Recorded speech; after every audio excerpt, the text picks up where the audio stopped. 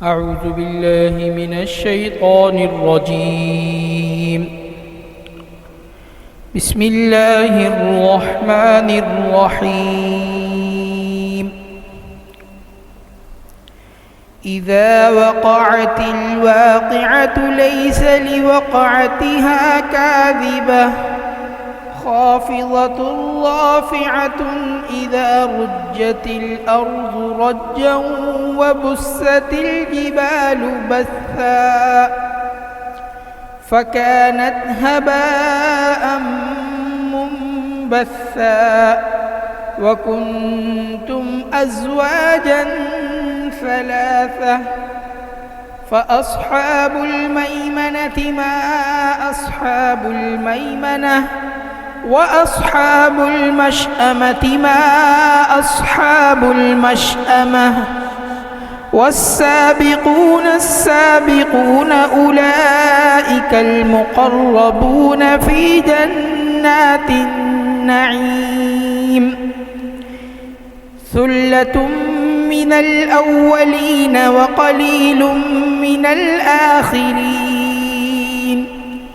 على سرر موضونة متكئين عليها متقابلين يطوف عليهم بلدان مخلدون بأكواب وأباريق وكأس من معين لا يصدعون عنها ولا ينزفون وفاكهة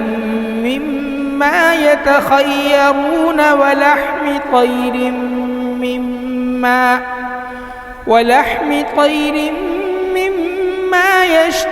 يشتهون وحور عين كأمثال اللؤلؤ المكنون جزاء بما كانوا يعملون لا يسمعون فيها لغوا ولا تأثيما إلا قيلا سلاما سلاما وأصحاب اليمين ما أصحاب اليمين في سدر مخضود وطلح منضود وظل ممدود وماء مسكوب وفاكهة كثيرة لا مقطوعة ولا ممنوعة وفرش مرفوعة إنا أنشأناهن إنشاء فجعلناهن أبكارا عربا أترابا لأصحاب اليمين ثلة من الأولين وثلة من الآخرين وأصحاب الشمال ما أصحاب الشمال في سموم وحميم وظل من يحموم لا بارد ولا كريم إنهم كانوا قبل ذلك مترفين وكانوا يصرون على الحنث العظيم وكانوا يقولون أئذا متنا وكنا ترابا وعظاما أئنا لمبعوثون أو آباؤنا الأولون قل إن الأولين والآخرين لمجموعون إلى ميقات يوم معلوم ثم إنكم أيها الضالون المكذبون لآكلون من شجر من زقوم فمالئون منها البطون فشاربون عليه من الحميم فشاربون شرب الهيم هذا نزلهم يوم الدين نحن خلقناكم فلولا تصدقون أفرأيتم ما تمنون أأنتم تخلقونه أم نحن الخالقون نحن قدرنا بينكم الموت وما نحن بمسبوقين على أن نبدل أمثالكم وننشئكم فيما لا تعلمون ولقد علمتم النشأة الأولى فلولا تذكرون أفرأيتم ما تحرثون أأنتم تزرعونه أم نحن الزارعون